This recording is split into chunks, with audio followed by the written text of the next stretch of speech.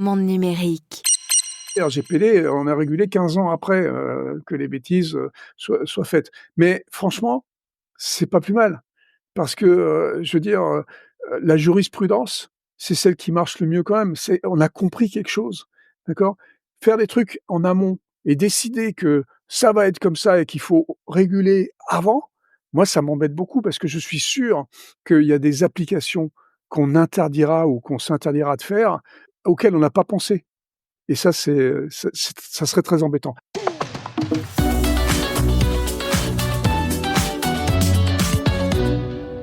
Bonjour Luc Julia, Bonjour Jérôme. co-inventeur de Siri, directeur scientifique de Renault, expert en intelligence artificielle, ravi de te retrouver comme chaque mois dans Monde Numérique pour que tu nous livres ton humeur du moment sur l'actu tech.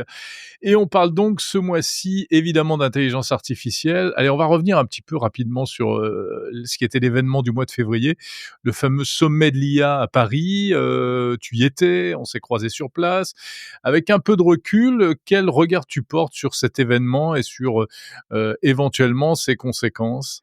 Alors la bonne nouvelle, c'est qu'on a parlé beaucoup, beaucoup d'IA et dans les médias, mais aussi, dans la rue, en fait. Parce que je voyais, moi, j'ai rencontré plein de gens qui c'est peut-être parce qu'ils savaient que j'étais là ou je sais pas, mais qui m'ont parlé d'IA, qui me disaient: «Alors ce sommet, machin» et cetera, et on en a parlé beaucoup parce qu'il y a eu quand même des annonces fortes, hein, donc la réalité, c'est que dans une période où il y a pas de budget en France, hein, d'accord? Donc c'est toujours Mmh. assez compliqué.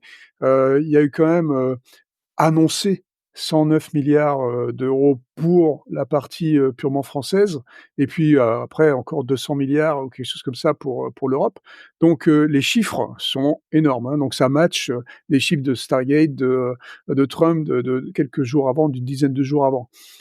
Alors maintenant la réalité, on verra. Je sais pas exactement ce que ça veut dire. Il y a des on sait que les sous viennent, comme on l'a dit, pas de France parce qu'on les a pas, mais il y a des sous qui viennent, des Émirats arabes unis, il y a des sous qui viennent du Canada, il y a des sous qui viennent, bon, de divers endroits. Donc a priori, il y a au moins une cinquantaine de milliards qui sont plus ou moins sécurisés. Donc ça, c'est plutôt une bonne nouvelle. Maintenant, comment on va y accéder?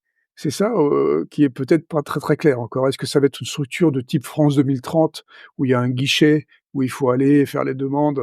Je sais pas. Il y a ces trucs-là sont fléchés en gros apparemment sur 3 endroits. Donc, des data centers, d'accord? Pour Mmh. pouvoir, avoir plus de data centers parce que ça nous manque un peu et pour, avoir des trucs qui soient un peu souverains, on va dire.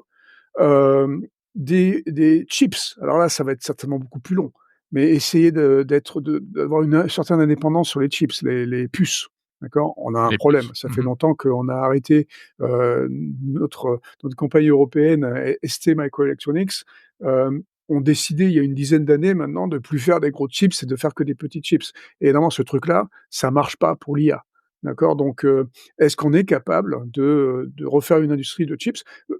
Très, très similaire à ce que les Chinois ont fait quand les US leur ont interdit l'accès à leurs chips.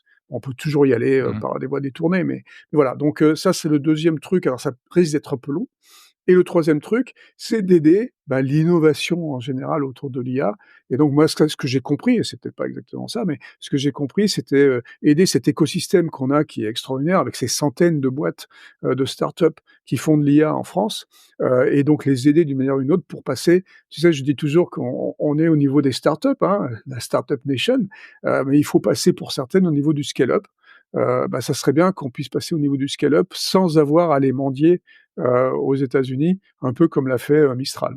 Alors il était question aussi de réglementation, mais pas trop, hein, et un petit peu quand même, et on a l'impression que on a clairement vu que, sur cette question de la réglementation, il y avait quand même un dissident, c'est l'Amérique, parce que les États-Unis sont les seuls avec la Grande-Bretagne à ne pas avoir signé l'engagement et cetera. Est-ce que d'une manière générale, toi qui vis aux États-Unis, comment est-ce que tu vois ce rapport de force qui se dessine entre les États-Unis et l'Europe en matière d'IA? On a un peu l'impression que l'Amérique a un peu peur de perdre son leadership finalement, si ça monte trop en Europe ou en Chine, sur ce terrain-là, non? Ouais, enfin, moi, je pense qu'ils ont pas trop de soucis à se faire, franchement, mais Ouais, pas heu, à court terme, c'est sûr. ouais, mais pour ce qui est de la régulation, la réglementation, C'est sûr qu'il faut qu'on fasse, nous, en Europe, on est quand même les champions du monde de la régulation, hein, et il faut qu'on fasse super attention quand même, pour pas donner les clés, aux Chinois ou aux Américains sur des trucs dérégulés. D'accord? Donc il faut qu'on fasse super attention. Je suis pas en train de dire qu'il faut pas faire de régulation, hein, c'est pas ce que je suis en train de dire et tu m'entendras jamais dire ça. Heu, mais heu, mais il faut faire attention de pas over réguler. Et je pense Mmh. que justement les messages qui sont passés aussi bien du côté de la France que du côté de l'Europe, donc il y a presque 2 semaines, étaient plutôt bons là-dedans. Parce que justement on n'en a pas trop parlé, on n'en a pas trop fait, d'accord? Mmh. Et il faudra qu'on régule. On a déjà un AI Act, hein, qui va, dans les 2 années qui viennent, en fait, se modifier, hein. Il est fait pour ça, donc j'espère qu'il va se modifier un peu parce qu'il est un peu, pour l'instant, rigide et il va falloir le fluidifier un peu pour pas s'interdire de faire des choses. Donc j'espère qu'on sera capable de faire ça en Europe. Hem, il faut pas qu'on ait des trucs, si tu veux, qui nous empêchent d'utiliser des machins qui arriveraient des États-Unis parce que, la régulation nous empêche de le faire et de le comprendre, d'accord? Donc ça serait embêtant et c'est ce qu'on voit un peu avec, l'Apple Intelligence et avec, les choses de Meta, hein. Aujourd'hui, ces 2 boîtes ont décidé de ne pas, release, tout, de leur, Mmh. de ce qu'ils ont, de leurs features en Europe à cause de la régulation. Donc ça serait un peu bête, donc il faut faire un peu attention à ça, parce que de toute façon, ça va exister. Et donc après, quand on régule a posteriori, alors c'est un peu difficile parce que des fois, réguler a posteriori, ça veut dire quoi? Ça veut dire qu'il y a eu des bêtises qui ont été faites, Eh oui. d'accord? Mais quand on Comme ça régule s'est passé avec les réseaux sociaux. ouais, c'est ce qu'on a fait avec RGPD. RGPD, on a régulé 15 ans après, que les bêtises, soient faites. Mais franchement, c'est pas plus mal. Parce que, je veux dire, la jurisprudence, c'est celle qui marche le mieux quand même. C'est on a compris quelque chose, d'accord? Faire des trucs en amont et décider que ça va être comme ça et qu'il faut réguler avant, moi ça m'embête beaucoup parce que je suis sûr qu'il y a des applications qu'on interdira ou qu'on s'interdira de faire, heu, auxquelles on n'a pas pensé et ça ça serait très embêtant. Donc Mmh. moi, je suis plutôt pour la régulation a posteriori que pour la régulation a priori, parce qu'on n'est pas si intelligent que ça. C'est ça la vérité. La vérité, c'est qu'il y a quelque chose qui arrive auquel on n'avait pas pensé et qui est super chouette et qu'on n'aurait pas dû, réguler. Et tu sais, il y a une histoire, hein, en France en particulier, on a fait cette bêtise, avec la génomique, dans les années 80. Dans les années 80, on s'est interdit les manipulations génétiques en France, parce que, on avait dit que ça pouvait mener, à l'eugénisme. Ah ouais, c'est vrai, mais l'eugénisme, c'est une application des manipulations génétiques. C'est pas la manipulation génétique. Et donc, des années plus tard, on s'est aperçu que c'était une bêtise, parce qu'on s'est aperçu que la génothérapie, était quelque chose de très important. Voilà. Donc, bon voilà, donc il faut faire attention, mais encore une fois, Oui. je suis pour s'éduquer d'abord. Toujours la question de savoir où on met le curseur. Je voudrais t'entendre sur un sujet là qu'on a prévu d'aborder aussi, c'est les IA agentiques. Juste avant, Luc, il y a une chose dont on a beaucoup parlé, dont on parle de plus en plus à propos de l'IA, c'est l'open source. Est-ce que c'est, la France en parle, la Chine en parle, aux États-Unis en revanche, bah, c'est plutôt le modèle inverse. Qu'est-ce que tu en penses? Moi, je pense que c'est une opportunité extraordinaire. Donc, il faut surtout développer ces IA, et les développer en open source. Ça permet d'abord d'une manière purement, transparence. C'est par définition de l'open source, c'est pas plus mal, hein. Donc, alors il y a diverses, définitions de l'open source, hein. Il y a l'open source à la méta et puis il y a l'open source, à la communauté open source, la vraie, hein. Donc on ouvre plus ou moins le kimono, hein, donc ça dépend.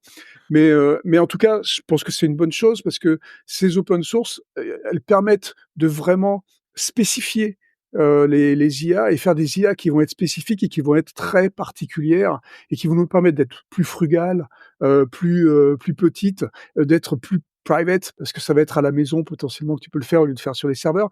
Donc c'est excellent, de pouvoir développer ces choses-là et on a vu ça avec DeepSeek, donc de nos amis chinois, où on voit qu'on peut aller les tripoter, et en faire un peu ce qu'on veut et les changer un peu comme on veut ces IA. Donc ça, l'open source pour ça est très important et je pense que, ces grosses IA, qui sont dans le cloud, les IA américaines de la côte ouest là, elles vont souffrir un peu de ça et leur valuation évidemment, leur valorisation va aussi souffrir un peu de ça parce que, on va s'apercevoir que à la fin, et on va arriver maintenant sur les agents parce que c'est ce que ça veut dire aussi. À la fin, on va avoir ces IA super spécifiques qui vont utiliser ces techniques qu'on a apprises dans dans les mois et années qui viennent de s'écouler, mais on va maintenant spécialiser les trucs. Alors justement, ces fameux agents, les IA agentiques, là, ces jours-ci, il y a notamment Amazon qui a présenté la nouvelle version d'Alexa, Alexa Plus, Mmh. qui, on a l'impression, bah, s'oriente un peu vers, cette notion d'agent. Tu peux nous rappeler un peu ce que c'est? Qu'est-ce que ça veut dire? De quoi il s'agit? Alors les agents, alors d'abord c'est pas nouveau, hein. Il faut être clair qu'on parle d'architecture d'agents depuis les années 80. D'accord? Donc ça fait quand même un petit moment, hein. Il y avait des choses qui s'appelaient Corba et tout ça, donc c'est de l'orchestration en fait, de d'agents qui vont être spécialisés dans des tâches particulières, et donc on va orchestrer tout ça pour qu'ils puissent faire des métatâches, en quelque sorte. Donc chacun fait des tâches particulières, mais en les orchestrant et en les faisant potentiellement aussi, entrer en compétition, ils vont à la fin réussir à faire une métatâche qui a l'air d'être un truc super intelligent. D'accord? Donc ça existe donc depuis les années 80, cette idée-là. Là, aujourd'hui, on va appliquer ça à, l'IA générative, donc on appelle ça l'agentique parce que ça fait joli, et c'est un nouveau mot et c'est sympa, mais en fait, c'est vraiment sympa. Parce que ce qui est sûr, c'est que maintenant ces agents spécialisés, eh ben, ils sont vraiment bons, d'accord? Ils font vraiment des trucs extraordinaires à un niveau donc très particulier et dans leurs tâches particulières, et puis on est capable de créer ces orchestrateurs, donc qui avant étaient un peu compliqués et qui étaient plus basés sur de la logique que, sur ces IA génératives.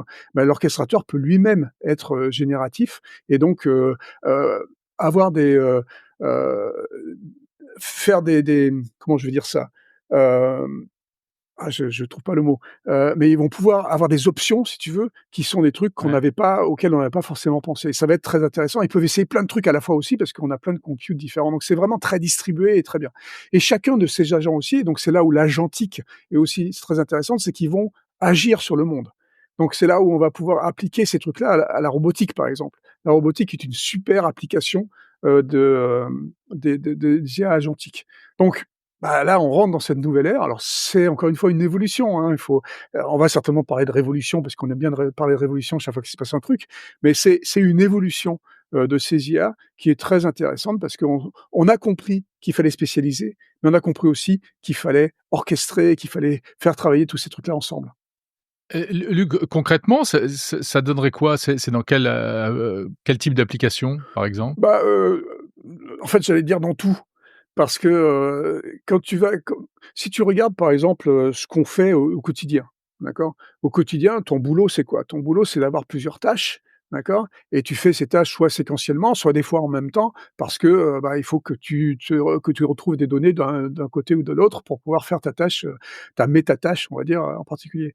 Et donc, bah, c'est exactement ce qu'ont va faire ces agents. Ils vont prendre beaucoup plus d'informations sur, les différents, ces différentes tâches que tu as à faire. Et donc elles vont, construire ces métatâches qui vont avoir l'air donc encore plus intelligentes. Ça veut pas dire que ça va nous remplacer, hein, toujours pareil, il faut se calmer un peu là-dessus, mais on peut l'appliquer dans beaucoup de choses. Mais quand je te parlais de robots, par exemple, un robot, bah, on pense tout de suite aux robots humanoïdes, hein, qui doivent marcher, qui doivent machin, ça. Marcher, c'est pas seulement bouger les jambes, c'est comprendre tout le monde, comprendre qu'il y a des choses qui se passent devant, des choses qui se passent derrière, et il faut rester à l'équilibre. Enfin, il y a plein de trucs et c'est super compliqué. C'est une des tâches les plus compliquées, une métatâche les plus compliquées qu'on puisse utiliser. Donc, avoir des agents qui vont s'occuper de toutes les articulations, les machins, les pseudo-muscles, enfin tout ce que tu veux, là, c'est super compliqué et c'est là où l'agentique peut être super intéressant. Merci beaucoup, Luc Julia, pour cet éclairage. Comme d'habitude, on se retrouve le mois prochain, si tu es d'accord? Avec plaisir.